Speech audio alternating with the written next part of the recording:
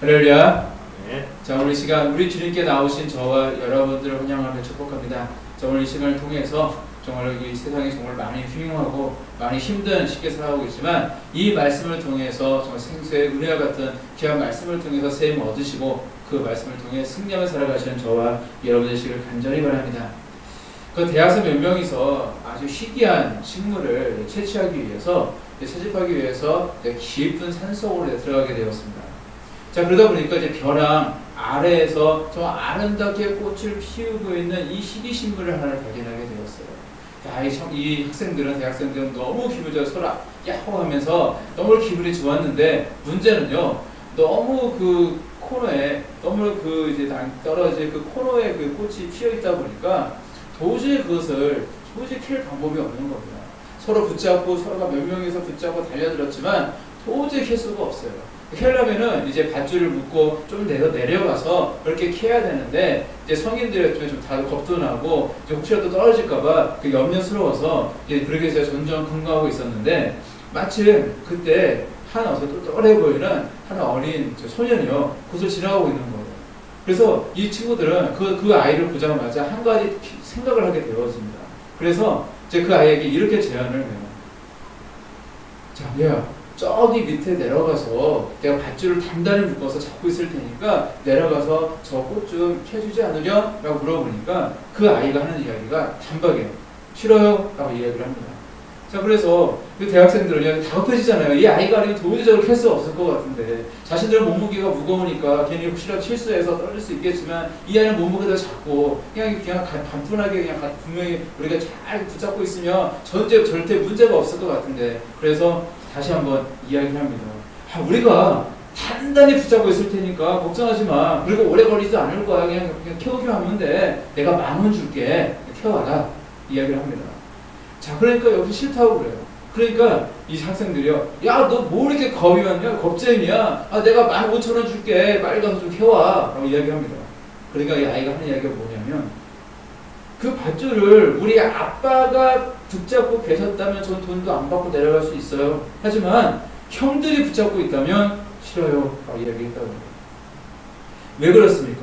이 아이가 보더라도요. 그 청년들은, 그 대학생들은 도저히 믿을만하게 보이지 않았다는 거죠. 만약 그 소년의 아버지였다면 아마 그곳에 그 소년에게 내려가라고 이야기하지도 않았을 뿐더러 뭐 그런 일이 생겼으면 이제 자신이 내려갔겠죠. 근데 설령 붙잡고 있는 상황이라면 자신의 목숨을 걸고라도 아들인 그 소년이 떨어지지 않도록 아마 꼭 붙잡았을 것입니다. 그게 아버지거든요. 하지만 세상 사람들은요 절대 믿을 수가 없습니다.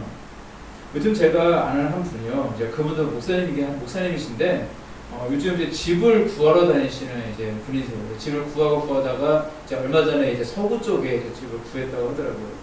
근데 그분이 이제 지금 어디 사냐면 규련동에 삽니다. 이제 계양구 규련동에 사시는 분인데 지금 이제 전세로 살던 집이 6년 만에 이제 팔리게 되어가지고 이제 어쩔 수 없이 급하게 이제 전세집을 이제 알아보고 있는 상황이었습니다. 그래서 하루는 네이버 부동산에 이제 네이버에 들어가서 이제 뭐 집을 보다 보니까 괜찮은 집이 하나가 딱 있더래요. 평수라든지 가격대가 괜찮은 그런 집이 있어가지고 그래서 급하게 전화를 해서 이제 그 집을 이제 보러 가게 되었는데 현재 자기가 살고 있던 그 규련동 근처에 있는 집이었어요. 그래서 당연히 그 근처에 있는 부동산이 오겠지라고 생각했는데 그 부동산이 어디서 왔냐? 작전동에서 이제 사람이 이제 오더랍니다.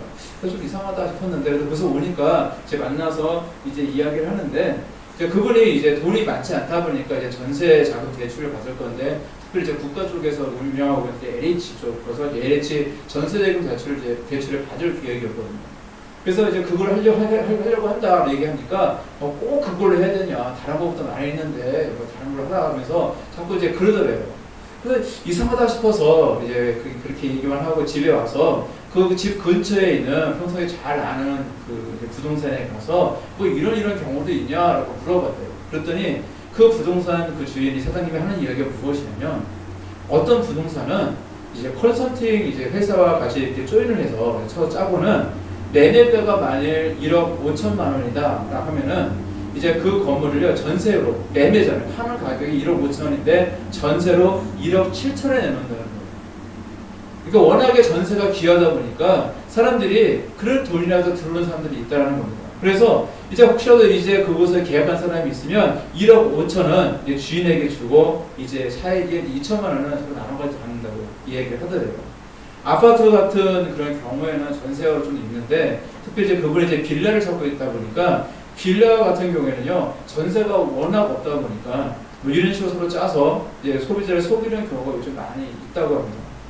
그러니까 뭐 LH와 같이 뭔가 이제 그곳을 끼게 되면 전세대출 대금을 받게 되어지면 중간에 국가가 끼게 되잖아요. 나라가 끼게 되니까 이제 일반 은행보다 더 이제 더 디테일하게 조사가 이루어지게 되어지기 때문에 이제 좀 속이기가 어렵기 때문에 자꾸 꼭 거기서 꼭 이렇게 받아야겠냐라고 이렇게 이야기를 했던 것이었습니다. 그런데 세상에서 이렇거든요. 모르면요 사기도 당하고 속는 것이 오늘 이 세상의 이 사회의 모습인 것 같습니다. 정말로 믿을 만한 우리가 정말로 온전히 믿을 만한 그런 사람이 참 없는 것이 현 사회의 모습이라는 게 참 안타까운 것 같습니다.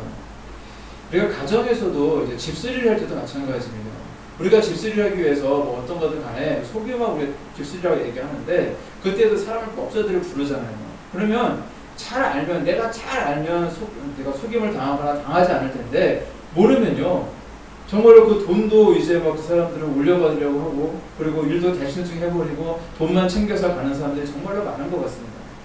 제가 이제 재밌는 이야기를 들었거든요. 어떤 이야기냐면 요즘 집수리에서 굉장히 뜨고 있는 분야가 어디냐면 바로 누수 탐지 분야입니다. 누수 탐지.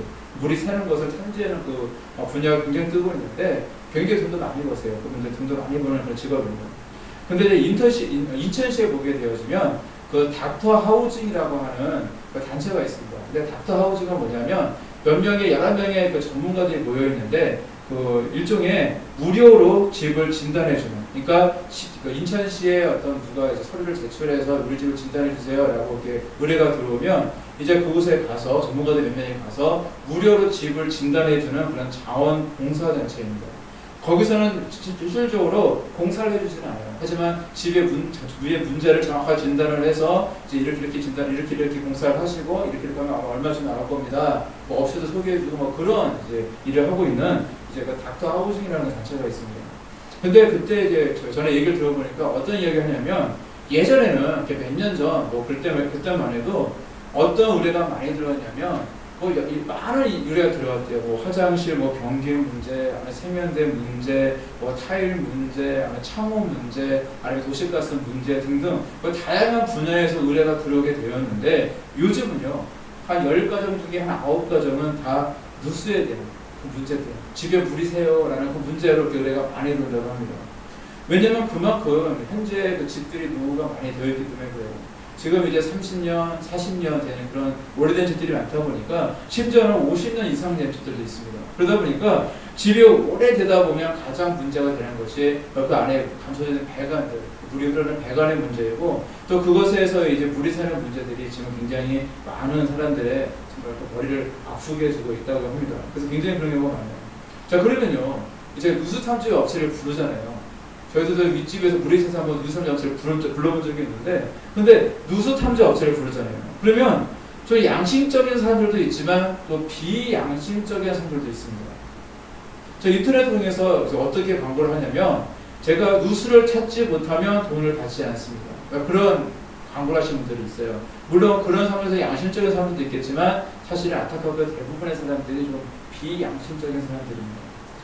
자, 그래서 누수를 내가 찾지 못하면 그러면 돈을 받지 않겠다고 하니까 그러니까 사람들이요 그 말에 이제 현혹을 해서 우리 집에 누수가 있으니까 이제 그 사람을 이제 부르게 되죠. 그러면요 그분들은 이제 장비들이 굉장히 고가입니다. 고가의 장비 뭐 잡에서 1,000만 원 이상 되는 장비들을 많이 갖고 와요. 자, 그리고 이제 간혹가다 이제 보게 되어지면 때로는 누수가 없는 경우도 있고요. 그리고 또 누수가 굉장히 뭐 찾기가 쉬워서 그냥 이렇게 와서 아무 장비 쓰지 않아도 여기가 누수네요 라고 정확하게 찾을 수 있는 경우도 있고요. 어떨 때는 아예 누수를 찾지 못할 만큼 굉장히 어려운 그런 경우도 사실 있습니다. 자, 근데 만약 간단한 경우에도 예상을 해보자. 간단한 경우였다. 자, 그러면 예를 들어 화장실에는 뭐 앵글벨브 같은 데서 물이 새는 경우다. 굉장히 간단한 경우거든요. 그 경우는 그냥 와서 여기가 문제라고 다 어렵구나 다 알 수 있는 그런 상황입니다. 근데 만약 양심적인 사람이요 딱 보고 바로 발견해서 아 여기가 문제예요 라고 이야기를 하고는 이제 그러니까 이제 내가 와서 출장을 해서 누수 탐지를 했으니까 거기다 돈을 주십시오 라고 돈을 요구하면 대부분의 사람들이요 아니 이것까지 해놓고 무슨 돈을 받으면서 막 욕을 한대요. 실질적으로 그렇습니다. 오자마자 이게 누수네요 돈 달라고 그러면 아 이까지 해놓고 뭐 돈을 이렇게 비싸게 받아요 하면서 사람들이 막 화를 내고 안 주려고 한다고 그래요. 자 그래서 어떻게 하냐면은 그 사기꾼 기질이 있는 사람들은 어떻게 하냐면은 고가 작물들을 잔뜩 갖고 와요. 그리고요 자기가 딱 봐도 여기가 누수거든요. 근데 거기 막 하는 게 아니라 다른 데 엉뚱한 데 막 장비를 펴놓고 뭐 컴프레셔 같은 걸로 이제 배관에다 꽂아가지고 그걸 다 빼놓고 뭐 가스도 충전하고 가스함수도 하고 뭐 배관에다가 그 배관 그 내시경이 있거든요. 그것도 막 쓰고 그러면서 뭔가 이런 얘기 하더라고요. 쇼를 한다. 쇼를 한다. 쇼를 합니다. 쇼를 막 하면서 뭔가 했으니까 그리고 여기서 되네요 라고 딱 찾으면요 그러면요 소유자들이 돈을 기꺼이 지불한다고 해요. 그런 심리를 이용하는 사람들이 많이 있습니다. 그리고 어떤 업자는요 왔는데 누수가 없는 경우도 있고 찾지 못하는 경우도 있잖아요. 실질적으로 진짜로 그래요. 찾지 못하는 경우도 있어요. 굉장히 어려운 데는 찾지를 못합니다. 그러면은 거기에 뭐라고 적었어요 광고에 누수를 찾지 못하면 무료입니다. 돈을 받지 않습니다 했으니까 소비자 몰래 누수를 만드는 사람이 있더라고요. 누가 괜히 앵글뱅글 발로 막 박는 사람도 있고 뭐 이렇게 찾던 사람다가 배를 한번 툭 쳐가지고 일부러 물세게 하는 사람도 있고 다양한 사람들이 있다고 하는데 그리고 나서 여기입니다 얘기해서 돈을 요구하는 게 실질적으로 있다고 합니다. 자 이런 현실 속에 우리가 살아가고 있습니다. 모르니까 당하는 거거든요. 그런데 세상에는요 이러한 일들이 사실은 비일비재 사람들을 속여서 정말로 뭔가를 갈취하고자 하는 일들이 비일비재 일어나고 있는 시대를 우리 살아가고 있습니다. 자 이런 세상 속에서 우리가 어떻게 삶을 유지할 수 있겠습니까? 연약한 인간이기 때문에 뭔가 잘해보려고 하고 뭔가 애쓴다고 할지라도 못하는 경우가 사실 태반일 텐데 이렇게 대충대충 하고자 하고 속이려고 하는 분위기라면 우리가 이런 세상 속에서 어떻게 사람을 믿을 수가 있겠습니까? 그런데 이런 모습은요 안타깝게도 이미 사회에 만연되어 있는 모습이다라는 것입니다. 이처럼 우리가 이 세상을 살아가면서 정말로 진심으로 믿을 수 있는 사람이 없는 것 같지만 그래도 우리가 세상 삶을 가면서 믿을 수 있는 사람들을 꼽으라 하면 아마 부모님은 믿을 수 있다는 생각하지 않습니까? 우리 부모님, 그래도 우리 부모님 믿을 수 있지. 자신의 목숨을 내어줄지언정 자신의 자식을 끝까지 붙잡고자 하시는 끝까지 정말로 그 자식을 위해 살아가시는 바로 부모님들이 이 땅에서 많이 살고 계십니다. 근데 요즘 뭐 들리는 소식에 의하면 뭐 최근에 일어나는 일도 있지만은 부모의 그 학대로 죽는 아이들도 있고요. 모든 부모가 다 믿을 만한 그런 존재는 아닌 것 같습니다. 이것도 또한 참 안타까운 현실입니다. 자 그런데 이렇게 사람들 믿을 수 없고 때로는 정말 내 혈육 관계인 내 부모님들 믿을 수 없는 그런 상황 속에서 살아가고 있는데 그런데 우리 하나님께서요 우리의 영원한 아버지가 되어주십니다. 사실 이것이 얼마나 감사한 일입니까? 성경 말씀에는 내가 이 땅을 살아가면서 정말 믿을 수 없는데 믿을 수 있는 사람이 정말 없는 것 같은데 우리 아버지 하나님은 절대 거짓말하지 않으시고 정말로 신실하시고 우리를 사랑하시되 끝까지 사랑해 주시고 끝까지 붙잡아 주시는 우리 하나님께서 우리의 아버지가 되어주십니다. 따라서 우리가 설령 이 땅에 믿을 사람이 아무도 없다고 할지라도 우리는 실망할 필요가 없습니다. 왜냐하면 우리에게는 영원하시고 변치 않으시는 정말로 그 사랑 자체가 되시는 우리 하나님의 아버지가 계시기 때문입니다. 그래서 우리가 어두운 밤길을 갈 때 정말로 한 치 앞도 보이지 않는 정말 험악해 보이는 우리의 인생길을 우리가 간다고 했을 때 우리 아버지 하나님이 동행해 주시기 때문에 우리는 얼마나 든든합니까? 사실 저도 어린 시절에 시골에서 깊은 시골에 살았기 때문에 밤길을 간다는 것이 굉장히 어려운데요. 근데 지금 생각나는 것이 뭐냐면 저희 아버지가 그 슈퍼에서 좀 술을 좀 많이 드셨어요. 갑자기 좀 드시더라고요. 드시더니 아버지가 저랑 제가 손을 잡고 제가 초등학교 기억으로 생각하는데 저 손을 잡고 집을 가고 있어요. 논길을 따라서 논길을 한 2km쯤 됩니다. 가로수도 없고 아무것도 잘 보이지 않고 희미한 달빛이나 아니면 빨리 보이는 집에서 비치는 그 빛을 보면서 이렇게 길을 가니까 그냥 바로 앞만 보이는 그런 상황이에요. 그런데 아버지가 술에 취하셔서 막 비틀거리시면서 가끔 또랑도 막 들어가시고 그러시더라고요. 제가 막 이렇게 아버지 붙잡고 이제 부축해가면서 가끔 쓰러지시면서 이렇게 세워서 그렇게 집에 간 기억이 있거든요. 제가 초등학교 4학년 때인가 5학년 때를 기억을 해요. 굉장히 저도 어렸을 때 굉장히 키가 작았기 때문에 뭐 아버지 뭐 해봤자 뭐 어떻게 아버지를 이렇게 끌고 가겠습니까? 근데 아버지 하면서 아니 그때 아빠죠. 아빠 하면서 그렇게 아버지를 모시고 집에 갔던 기억이 있는데 그때도요 제 마음에 든든함이 있었거든요. 내 아버지가 옆에 계신다는 정말로 내 아버지가 나와 함께 그 어두운 길을 가신다는 그 생각 때문에 무섭거나 그런 것이 아니라 그래도 내 마음속에 든든함이 있었거든요. 하물며 전능하신 우리 아버지 하나님께서 나와 나의 인생길을 동의하신다는 것 얼마나 기쁘고 감사한지 모릅니다. 그렇기 때문에 우리는요 내가 우리 주님 우리 아버지의 하나님의 손을 내가 꼭 붙잡고 있다면 우리는 세상에 어떤 길을 간다 할지라도 이 인생길에서 우리는 결코 두려움이 없는 줄로 믿습니다. 세상 사람들은요 힘들거나 상황이 안 좋은 것 같으면요 잡고 있던 그 끈을 막 놓아버릴 수도 있어요. 실수로 놓아볼 수도 있습니다. 그런데 우리 아버지 하나님은 절대 실수하지도 않으시고 포기하지도 않으시는 그런 분명한 사실을 믿으시길 바랍니다. 아까 그 예화에서 그 어린 소년이 세상에 어떤 사람도 못 믿어도 자신의 아버지만큼 굳건히 믿고 있었던 것처럼 우리는 언제나 우리 아버지 하나님의 두 손을 꼭 붙들고 늘 평안함을 누리며 늘 승리하며 살아가시는 저와 여러분 되시길 간절히 바랍니다. 오늘 본문 말씀에 기록된 인물은 바로 다윗입니다. 다윗. 그런데 다윗이 오늘 말씀을 이제 기록할 때 이 다윗의 이 말씀을 보게 되어지면 우리가 지금 은혜 받고 있는 이 말씀을 기록한 다윗이 그때 그 당시 처했던 상황을 우리가 생각해 보게 되어진다면 야 정말로 다윗은 축복받을 수밖에 복을 받을 수밖에 없었구나. 야 하나님께서는 이래서 다윗을 기뻐하셨구나. 하나님의 마음에 합한 사람은 바로 이런 모습이구나 라는 것을 우리는 느낄 수가 있습니다. 물론 다윗은요 이스라엘의 가장 위대했던 왕이었습니다.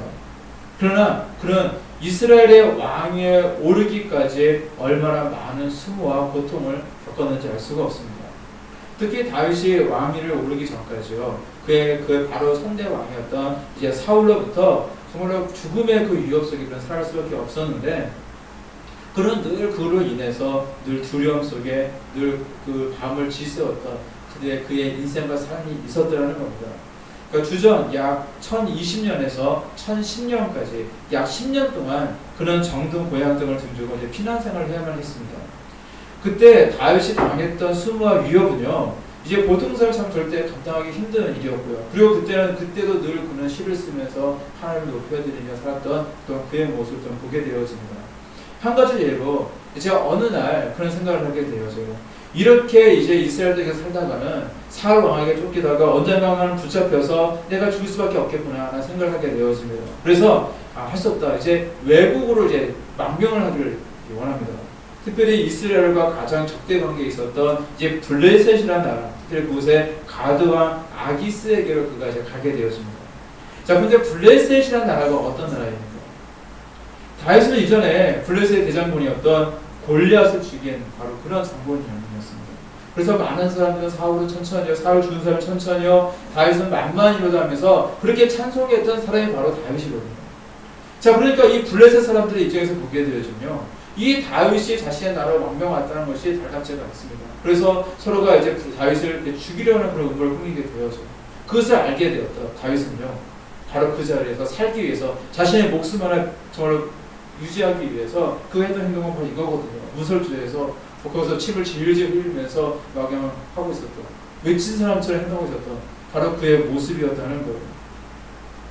자, 천하의 다윗인데 다윗이가 자신의 목숨 하나 구하기 위해서 그렇게 미친 사람 행동을 했던 바로 그의 모습이었습니다. 그리고 오늘 이 말씀은요, 바로 그런 일을 겪고 나서 썼던 말씀이 바로 오늘 읽으신 바로 이 시편의 말씀인 겁니다. 그때 다윗의 심정은 어땠을까요? 원수의 속으로 들어갈 수밖에 없었던 그의 모습은 어땠을까요? 그리고 그곳에 이제 자신의 모든 존심을 구기고 그곳에 갔건만 또 그곳에서조차도 받아주지 않고 자기를 죽이려고 하니까 그냥 미친 사람 취급하면서 그래서 자신의 목숨 하나 부지하기 위해서 그렇게 했던 그의 비참한 심정은 어떻겠습니까? 한번 당시에 이 다윗의 심정을 느껴보시길 바랍니다. 우리에게 처한 절망적인 상황이 있고 우리에게 처해 있는 많은 두려운 상황이 있다 할지라도 아마 그 고통이 사실 이 다윗의 고통만 하겠습니까? 그는 정말로 극심한 고통 속에 들어갈 수밖에 없었다는 겁니다. 그리고 이런 상황에서 고백했던 말씀이 바로 오늘 말씀인데, 특별히 4절 말씀, 특별히 4절 뒷부분의 말씀 보게 되어지니까, 내가 하나님을 의지하였은즉 두려워하지 아니하리니 혈육을 가진 사람이 내게 어찌하리까 라고 하나님께 고백하고 있습니다. 바로 이 다윗처럼요, 우리도 사실 하나님만 계시면 되는 겁니다. 비록 처해진 환경 때문에 내 몸과 마음은 떨 수밖에 없어요. 우리의 인생입니다. 연약한 인생이에요. 때로는 다윗처럼 미친 사람 그런 모습으로 할 때도 있고, 때로는 내가 슬피 울 수도 있고, 때로는 내가 분노하며 정말 화를 낼 수도 있고, 여러 가지 환경 속에서 나는 연약한 인생이기, 연약한 몸과 마음을 갖고 있기 때문에 떨 수밖에 없는 우리의 모습일지 모르지만, 다윗은요, 자신도 그렇게 힘들고 떨고 있는 그런 상황 속에서도 그 가운데서도 하나님을 끝까지 붙잡고 있었습니다. 이것이 중요한 거거든요. 그리고 그는 하나님의 손을 절대 놓지 않았습니다. 그리고 그것이 바로 다윗이 승리하는 삶을 살아갈 수 있는 비결이었던 것입니다. 그런데 사실 가만히 생각해보게 되어지면요, 우리에게 찾아온 이 두려움이 생길 만한 어떤 절망적인 상황이나 두려운 사항이 있을 때 한번 내가 가만히 나의 모습을 생각해보게 되어지면 그 두려움의 원인이 어디 있냐는 겁니다. 내가 두려울 때 그 두려움의 원인이 어디 있습니까? 바로 우리 하나님을 온전히 붙잡고 있지 못하기 때문에 우리는 두려움을 갖고 있는 겁니다. 내가 하나님을 바라봐야 되는데 하나님보다 정말로 자신의 처해진 이 두려움을 바라보고 있기 때문에 우리는 두려움을 느끼고 있는 겁니다. 시몬 베드로가요, 예수님을 바라보면서 이제 바닷물에 풍덩 빠져서 예수님을 바라보며 걸어갔을 때, 그러면 예수님을 똑바로 바라봤을 때는 그는 예수님께로 걸어갈 수가 있었습니다. 그런데 가다가 그는 두려움을 느끼게 되어서 지체만한 그 파도가 막 넘실거리고 정말로 깊은 수심의 이 바다를 보게 되어질 때, 이 두려움의 대상을 보게 되어질 때 그런 두려움을 느끼게 되어지고 그는 또 그 두려움 속에 깊은 물 속에 빠질 수밖에 없었던 것입니다. 이처럼 나의 시각이 우리 주님, 우리 하나님을 온전히 바라보지 못할 때 문제가 발생하는 것입니다. 내가 바로 두려움을 바라볼 때, 어떤 처해지는 환경만을 바라볼 때, 하나님을 바라보지 못하고 이 환경, 이 두려움을 바라볼 때에 나는 절대 그 두려움을 이길 수가 없는 것입니다. 따라서 우리 주님만을 바라보시길 바랍니다. 그 길이 바로 두려움을 이길 수 있는 길이요, 그 길이야말로 내가 승리할 수 있는 방법인 줄 믿습니다. 이사야서 43장 1절에서 2절 말씀에 이렇게 말씀하고 있습니다. 야곱아, 너를 창조하신 여호와께서 지금 말씀하시느니라. 이스라엘아, 너를 지으신 이가 말씀하시느니라. 너는 두려워하지 말라. 내가 너를 구속하였고 내가 너를 지명하여 불러나니 너는 내 것이라. 내가 물 가운데로 지날 때에 내가 너와 함께할 것이라. 강을 건널 때 물이 너를 침몰하지 못할 것이며 내가 불 가운데 지날 때에 타지도 아니할 것이요 불꽃이 너를 사르지도 못하니니 라고 말씀하고 있습니다. 이 말씀이야말로 오늘날 하나님이 우리를 향하신 그런 귀한 말씀인 줄 믿습니다. 우리가 오직 하나님의 손만을 내가 붙잡고 있다면 어떤 불도 어떤 물도 나를 침노하거나 나를 사르지 못합니다. 마침내 그리고 우리는 승리의 길로 우리는 나아갈 수가 있다는 것입니다. 어떤 사람이요, 이제 처음 가는 길을 가고 있었습니다. 이제 밤길을 혼자 걷고 있었는데 이제 그곳은 하필 양쪽에가요 높은 절벽이 있는 그런 외길을 걷고 있었어요. 근데 밤이 너무 깊었고 앞이 잘 보이지 않았기 때문에 그날은 달빛도 없고 그리고 아무 빛이 없어서 정말 한참도 보이지 않는 그런 상황 속에서 더더더는 그 길을 가다가 그만 옆길로 미끄러져서 낭떠러지로 미끄러질 수밖에 없었습니다. 자, 그래서 기적적으로 이제 허우적거리면서 이제 큰일 나다 싶었는데 다행히 손에 뭔가가 딱 붙잡힙니다. 나무 뿌리 하나가 딱 붙잡힌 거예요. 간신히 그러냐 목숨을 건질 수가 있었습니다. 그래서 밤새 그곳에서 이 나뭇가지 하나를 붙잡고 있으면서 이제 자신의 힘이 점점점 빠지는데 주변에서 사람 살려 아무리 외쳐봤자 아무도 없는 상황 속이었고, 그러뇨 그 나뭇가지를 정말 내가 놓치면 내가 죽겠구나 생각이 드니까 끝까지 안간힘을 쓰면서 나뭇가지를 붙잡고 있었는데 시간이 1시간, 2시간 막 흐르다 보니까 점점 손가락 힘이 빠져갑니다. 도저히 자신의 근력으로 도저히 거기서 붙잡을 수가 없었어요.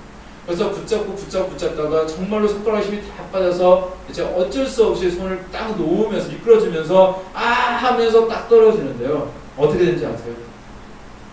수십 미터 낭떠러진 줄 알고 이제 끝까지 붙잡고 있었는데 알고 보니까요, 고작 다리와 밑에까지 그 길이가 1m밖에 되지 않았답니다. 와! 한대 뚝 떨어지니까 바로 땅에 이제 다리가 닿는 겁니다. 손만 내가 놓으면 떨어져 죽을 줄 알았는데 겨우 1m 높이에서 그는요 밤새도록 나무 뿌리를 잡고 두려워하며 떨며 있었던 것입니다. 이 이야기는요 오늘날 우리에게 참 많은 그런 깨달음을 주는 그런 이야기인 것 같아요. 지금도 우리 주변에는요 그것을 놓으면 죽기라도 할 줄 알고 두려워서 필사적으로 나무 뿌리를 붙잡고 매달려 있는 사람이 땅에 얼마나 많은지 모릅니다. 그리고 저와 여러분들이 혹시 지금 붙잡고 있는 나무 뿌리 같은 것이 있지 않습니까? 그것이 혹시 성공입니까? 내가 성공을 붙잡고 있습니까? 아니면 성공에 목매어서 정말 놓지 못하고 매달려 있습니까? 아니면 그것이 물질입니까? 아니면 자식입니까? 아니면 그게 건강입니까? 그것이 무엇입니까? 우리가 사실 내가 무엇을 붙잡고 있든 간에 사실 우리는요 그 모든 것을 우리 주님께 다 내려놓고 그리고 다 우리 주님께 다 맡기고 우리 주님의 손을 내가 잡고 있는 그것을 내려놓고 우리 주님의 손을 붙잡고 나가는 우리의 모습이 되어야 될 줄로 믿습니다. 우리가 두려움을 느끼는 이유는 무엇이냐? 모르기 때문에 그렇습니다. 한치 앞을 모르기 때문에 그래요. 내가 인생을 이미 살아가서 내 인생이 이렇게 가게 될 거야. 이렇게 하면 좋은 일이 생길 거야. 뭔가 있을 거고 우리 도리교회 이제 말씀 공전이 꼭 봉헌하게 될 거고 뭐 교인들도 막 몰려오게 될 거고 막 이런 일이 생길 거야 라는 것을 내가 알고 있다면 절대 두렵지 않습니다. 근데 문제는요 몰라요. 당장 내가 집에 가다가 어떨지도 모르고요. 내가 내일 무슨 생길지도 모르고요. 아무것도 알지 못합니다. 내 인생의 한치 앞도 알지 못하는 그런 인생을 살기 때문에 내가 모르기 때문에 우리는 두려움을 느끼게 되어지는 겁니다. 그래서 내가 붙잡고 있는 것을 더더욱 놓지를 못하는 거예요. 뭔가 이거라도 있어야지. 이 작은 물질이라도 있어야지. 아니 이 작은 건강이라도 있어야지. 내가 그래도 인생을 내가 미래를 개척하고 살 수 있지 않을까? 그런 마음 때문에 이거라도 있어야 내가 덜 불안하기 때문에 사람들이 붙잡고 절대 놓지 않으려고 하는 겁니다. 그러나 우리 주님께 맡기는 것이 사실은 가장 평안하고 가장 행복하고 가장 성공하는 길이라는 사실을 믿으시기를 바랍니다. 구세군을 창설했던 윌리엄 부스에 대한 일화가 있습니다. 그는 젊었을 때 이제 병에 걸리게 되어서 우리 의사로부터 이제 어떤 이야기를 듣게 되냐, 이제 목회를 그만두고 쉬세요라는 그런 이제 공고를 듣게 되어집니다. 이런 병약한 몸으로 목회를 계속하게 되어지면 1년 후에 분명히 사망하고 날 것입니다. 포기하십시오. 목회를 포기하십시오. 라고 그렇게 공고를 듣게 되어집니다. 그런데 윌리엄 부스는요, 생각이 달랐어요. 이 의사는 1년밖에 살지 못한다 이야기했지만, 윌리엄 부스는요, 그래! 나에겐 1년이 있다라는 생각하게 되어집니다.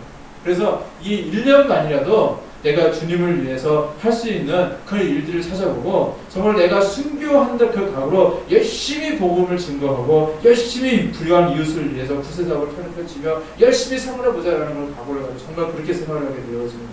그 전보다 더 열심히 살았고요. 오늘이 내 삶의 마지막 날이라는 생각을 가지고 그렇게 주님을 위해 열심히 살았는데 1년밖에 살지 못한다라고 했던 그 사람이 어떻게 되냐? 84세까지 장수하게 되어집니다. 오늘날에도 84세면 이렇게 적은 나이가 아니잖아요. 근데 그 당시에는 84세면요, 오늘날 100세까지 사시는 분들처럼 굉장히 장수하신 거거든요. 그분은 84세까지 사시게 되어집니다. 그리고 그분은요, 이런 말을 남겼습니다. 젊었을 때 의사가 나를 버렸으므로 나도 의사를 버렸다. 그리고 전능하신 하나님만 의지했다. 이 믿음이 나를 지켜주었다라는 그런 고백을 하게 되어집니다. 나에게 두려움이 있습니까? 나의 어떤 건강의 두려움, 어떤 사업의 두려움, 물질의 두려움, 어떤 가정의 두려움, 또는 때로는 내 자녀의 두려움, 기타 등등 수많은 두려움들이 내게 있을 때에 우리는 그 두려움을 뛰어넘어야 됩니다. 정말 그것 때문에 얽매여서 그 두려움에서 휩싸이지 않기 위해서 뭔가 세상 것에 전전긍긍하게 붙잡고 있는 그런 모습이 아니라 정말 그 큰 손을 갖고 계신 정말 우리 주님의 그 큰 손을 붙들고 그리고 두려움을 뛰어넘어 버릴 때에 우리는 하나님의 큰 일꾼으로 바로 설 수가 있는 것입니다. 그리고 그런 삶의 진정한 행복을 우리에게 주는 거예요. 결국에는 그러한 삶이 우리에게 진정한 행복과 또 인생에 또 의미 있고 가치 있는 삶을 살게 해주는 줄로 믿습니다. 자, 특별히 내가 사회에서 뭔가 꼭 성공을 해야만 행복한 것이 아니라 뭔가 내가 근심이 없고 두려움이 없고 우리 주님 때문에 내가 평안한 삶을 살아갈 수 있다면 사실 그것이 행복 아니겠습니까? 우리 교회를 보더라도요, 저는 이런 생각을 하게 되어지거든요. 하나님께서는 분명히 말씀하신 것을 반드시 이루어 주실 거거든요. 그리고 언젠가는 반드시 말씀 성령을 봉헌하게 될 것입니다. 그런데 내가 뭐 말씀 성령을 봉헌하고 홍도수가 많아지고 나의 불을 높여주고 그때만 행복한 것이 아니라 중요한 것은 지금 내가 우리 하나님의 손을 붙들고 가고 있다. 그것이 행복인 줄 믿습니다. 어린 시절도 생각해 보게 되어죠. 저에게 두 자녀가 있죠. 정훈이랑 영훈이가 있는데 이제 이 아이들이 뭐 20살, 19살 이래가지고 지금 뭐 제 손을 붙잡고 가거나 절대 이런 일이 없지만 아이들이 아주 어렸을 때 이제 아이들이 뭐 3살, 뭐 4살 아주 야장하게 걸어다니고 그런 시절에 제가 이제 항상 이제 자주 그랬는데 이제 교회 가서 이제 사역을 하고 이제 저녁에 올 때 되면 과자 한 봉씩 들고 오기도 하고 때로는 애들한테 애들 나가서 뭐 마스크 하나 사볼까 하면서 애들 데리고 나가서 그랬었는데 그때 한번 생각을 해보게 되어서 그때 제가 정훈아 아빠랑 슈퍼 가서 아이스크림 사올까? 라고 이야기하면 아이는 신이 납니다. 아이스크림 먹겠다는 생각에 신이 나서 아빠랑 아이스크림 사러 이제 저랑 이제 손을 붙잡고 이제 그 슈퍼로 가게 되어지는데 근데 그 아이가 언제 행복할까라는 생각을 하게 되어집니까? 아이가 그 아이스크림을 사서 그걸 맛있게 먹고 있을 때 그때만 행복한 것이 아니라 아빠랑 함께 손을 붙잡고 가는 그 길이 바로 행복한 길이 아닌가라는 생각을 하게 되어집니다. 마찬가지입니다. 우리가 하나님이 주신 비전이 있고 꿈이 있다면 그것이 꼭 이루어져야만 행복한 것이 아니라 정말 행복한 것은 뭐냐? 지금 그 비전을 향해 나아가고 있을 때 우리 하나님의 손을 붙잡고 정말 내가 어린아이의 마음을 가지고 신나고 즐겁게 그 길로 나아가고 있다면 바로 그것이야말로 진정한 행복인 줄 믿습니다. 따라서 저와 여러분들 모두 우리 아버지 하나님의 손을 꼭 붙잡고 가시길 바랍니다. 그래서 세상에 어떤 손보다도 크시고 따뜻하고 정말 희망이 가득한 우리 주님의 손 정말로 붙잡고 가셔서 우리 주님 주시는 확신과 믿음을 가지고 정말로 승리하는 길로 나아가시는 저와 여러분 되시기를 간절히 바랍니다. 그래서 바로 지금 이 순간 우리 주님 주시는 그 행복을 누리시기를 바라고요. 그 행복 가운데 우리 주님과 동행하며 살아가시는 저와 여러분 되시기를 우리 주님의 이름으로 간절히 축원합니다. 기도하시겠습니다.